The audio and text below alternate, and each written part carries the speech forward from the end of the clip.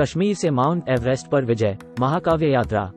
Hello दोस्तों, मेरे YouTube channel में आपका स्वागत है। जब से मैंने पहली बार पहाड़ों पर चढ़ने का सपना देखा था, मेरी नज़र दुनिया की सबसे ऊंची चोटी माउंट एवरेस्ट पर थी। वर्षों के प्रशिक्षण के बाद अंततः तिब्बत में नॉर्थ फेस से शिखर तक पहुंचकर एवरेस्ट चुनौती लेने का निर्णय लिया। हालांकि एक समस्या थी, भारत से तिब्बत तक की सीमा कई वर्षों से पर्वतारोहियों के लिए बंद थी। इसलिए मैंने एक ऐतिहासिक यात्रा शुरू की और इसके बजाय नेपाल की ओर रुख किया। इस वीडियो में मैं एवरेस्ट की तैयारी और चढ़ाई के अपने अनुभव और रास्ते में आने वाली चुनौतियों को साझा करूंगा। तैयारी के संदर्भ में मैंने शारीरिक फिटनेस पर बहुत अधिक ध्यान केंद्रित किया, जिसमें सहनशक्ति और उच्च ऊंचाई प्रशिक्षण शामिल है। आवश्यक चढ़ाई कौशल सीखने में भी कई महीने बिताए, जैसे कि गांठें बांधना, ऐंथन और कुल्हाड़ियों का उपयोग करना और चरम मौसम में चढ़ाई के लिए सुरक्षा सावधानियां। एवरेस्ट के लिए खुद को तैयार करने के लिए मैंने कश्मीर और उसके आसपास कितनी चोटियों पर चढ़ाई की, इसकी गिनती भूल गई।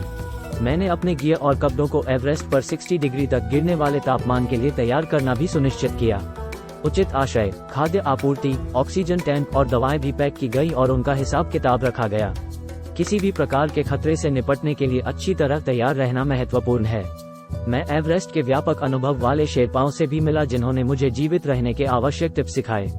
आरोहण। जब आखिरकार मेरी चढ़ाई शुरू करने का दिन आया, तो मैं बड़ी मुश्किल से अपना उत्साह रोक सका।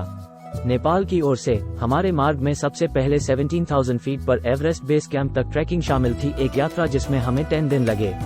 इसने हमारे शरीर को धीरे धीरे गिरते ऑक्सीजन स्तर के अनुकूल बनने में सक्षम बनाया। बेस कैंप से हमें शिखर तक पहुंचने के लिए 7 सप्ताह की बेहद चुनौतीपूर्ण चढ़ाई करनी पड़ी, जो कई चरणों में विभाजित थी।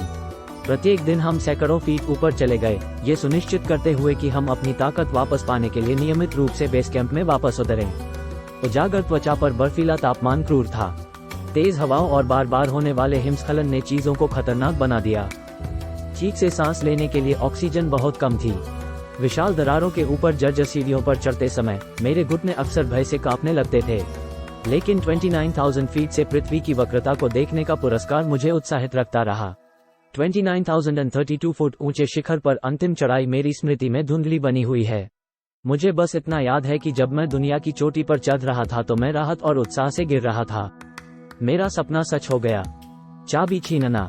हालांकि एक बेहद खतरनाक मिशन, एवरेस्ट फतह ने मुझे अमूल्य सबक सिखाया। कड़ी मेहनत का प्रशिक्षण, स्वयं पर विश्वास करना बहुत आगे तक जाता है, और असफलताओं के बावजूद एक बड़ी चुनौती का सामना करने के लिए दृढ़ता की आवश्यकता होती है।